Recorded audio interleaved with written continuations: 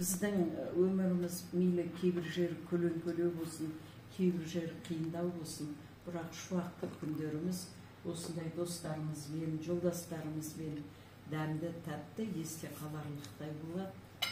Сіз туралы айта берсе әңгіме көп.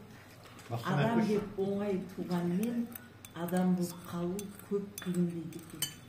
Дүниеге шыр етіп келгенде адам деп қуанамыз ғой, бірақ сол нәрестенің бар дүниеге келген өмірінің соңына дейін соларға лайықты ғұмыр кеше алмасы хақ. Ал сіз туралы айтар болса, Алла көп көрмесін, бір ер азаматтың тірлігін мойымай, берілмей, сынбай көтеріп келе жатқан азаматсың.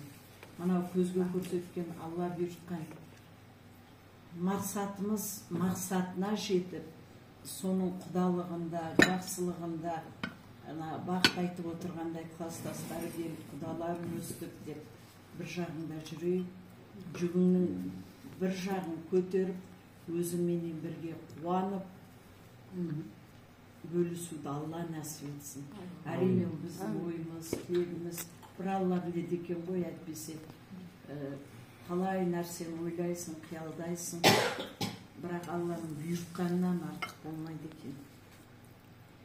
Дастархан басында отырған әрқайсыларың туралы не бір құн кітаптар жазуға лайықты азаматсыңдар.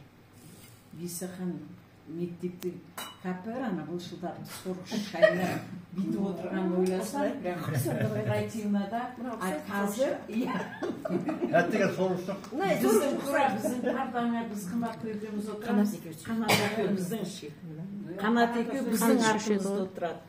Бізге онша тиіспейді. Себебі бұлар сабақ айтқанда... Жоқ, сәурес дейсің, ана сұрағаны болады. Сұрағаны чечені қорқасың ба, бүйтіп ана сабақ физика білек болса бүйтіп ашып енді көрсетіп сөйтіп отырамыз, олар артымызда отырады. Как-то они уважительно относились бізге. Бірақ енді ананы представь, ана сорғышты аузына чайнап бүйткенде кәпір тура отырға барып берді.